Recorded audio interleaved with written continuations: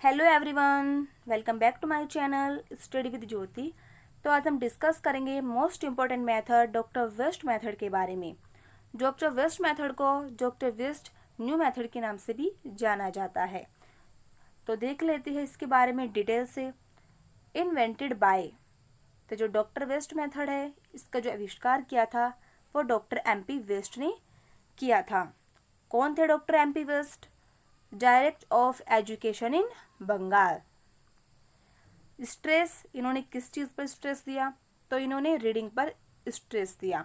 Exam में question पूछ भी लिया जाता है जो डॉक्टर वेस्ट मेथड है इसमें जो स्ट्रेस है वो क्या है? तो इसमें जो स्ट्रेस है वो रीडिंग है। अब डिटेल से जान लेते हैं डॉक्टर वेस्ट मेथड के बारे में। Doctor West had done research on India. Doctor West ने जो अपनी रिसर्च है वो इंडिया में पूरी की। English as a foreign language in India, इन्होंने जाना कि जो इंग्लिश है उसको इंडिया में एक विदेशी भाषा के तौर पर जाना जाता है। And developed this method as a response to the direct method, तो इन्होंने एक ऐसे मेथड का आविष्कार किया जो डायरेक्ट मेथड के रिस्पॉन्स में था। डायरेक्ट मेथड क्या होता है? डायरेक्ट मेथड वह मेथड होता है जिस भी लैंग्वेज में टीचर टीच कर रहा है सिर्फ स्टूडेंट को वह उसी भाषा में टीच करके पढ़ाएगा। जैसे कि अगर टीचर इंग्लिश में टीच कर रहे हैं तो सिर्फ वह छात्रों को इंग्लिश में ही टीच करेंगे।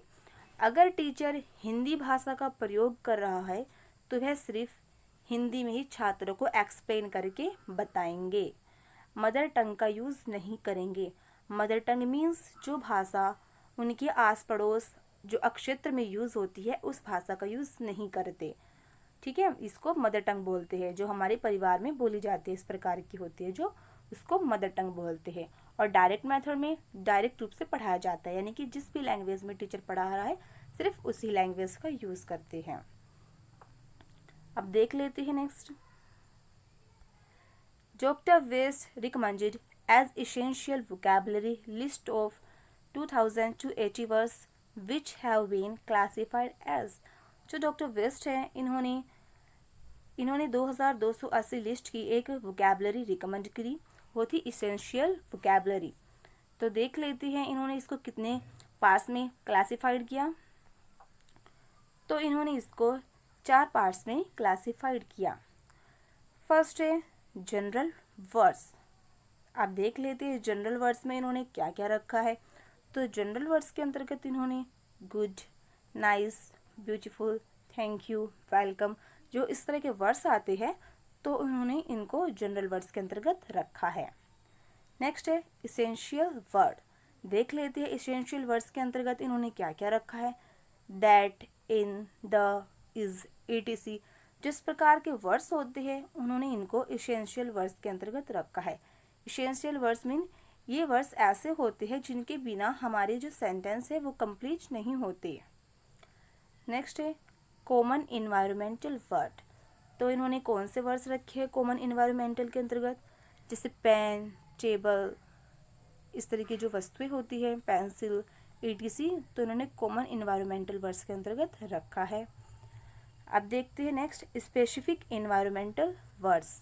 तो इन्होंने इसमें रखा है प्लांट, स्ट्रीम, जिस प्रकार से होते हैं उन्होंने इसको स्पेसिफिक इन्वायरमेंटल वर्ड्स के अंतर्गत रखा है। अब देख लेते हैं टाइप्स ऑफ रीडिंग एबिलिटी। तो इन्होंने जो रीडिंग एबिलिटी के जो प्रकार बताए हैं वो 2 बताए हैं, ओरल और साइलेंट। ओरल और साइलेंट कौन कौन से? ओरल मीन्स होता है इनकी जो मौखिक, जैसे कि मैं आपको अभी बोल करके पढ़ा रही हूँ इस प्रकार से ये ओरल, और साइलेंट ऐसे जैसे कि हम अपने मन ही मन में पढ़ते हैं, अकेले जैसे बैठे हो सिर्फ खुद से ही पढ़ रहे हैं, बिल्कुल बिल्कुल जो बोलते नहीं, यानी कि साइलेंट रूप से चुपचाप पढ़ते हैं। इस प्रकार की reading silent reading. I hope आपको यहाँ तक समझ आ गया होगा। अब देख लेते हैं इसकी मेरिट्स क्या क्या हैं। तो फर्स्ट है प्रमोट रीडिंग।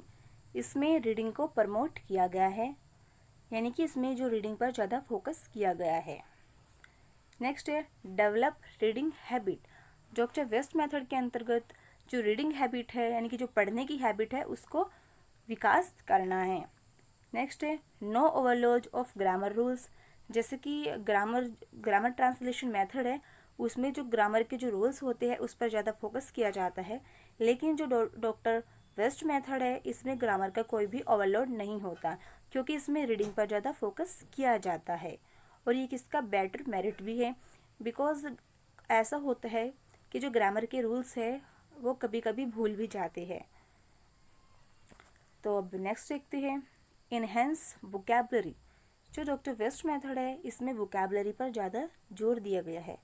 यह एक गुड पॉइंट भी है, बिकॉज अगर बच्चे वोकैबलरी पर ज़्यादा जोर देंगे तो जो उनकी जो वोकैबलरी को लर्न करने की जो विल पावर है उसमें मतलब कि उसमें मजबूती भी आएगी और उनकी जो विल पावर है वो स्ट्रॉन्ग भी होगी।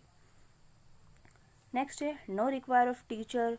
इसमें जो डॉक्टर वेस्ट मेथड है टीचर की कोई रिक्वायर नहीं होती, क्योंकि जो स्टूडेंट है वो खुद में सेल्फ रीडिंग करते हैं। ये इसका एक मेरिट भी है और एक डीमेरिट भी है।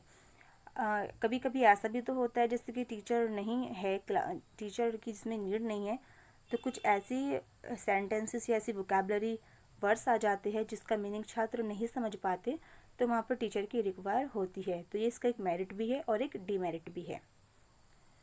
अब देख लेते हैं next active practice of book reading. इस पर ज़्यादा बुक रीडिंग पर प्रैक्टिस पर ध्यान दिया जाता है। अब देख लेते हैं इसकी डीमेरिट्स कौन कौन सी है। फर्स्ट है ignore speaking writing and listening skill.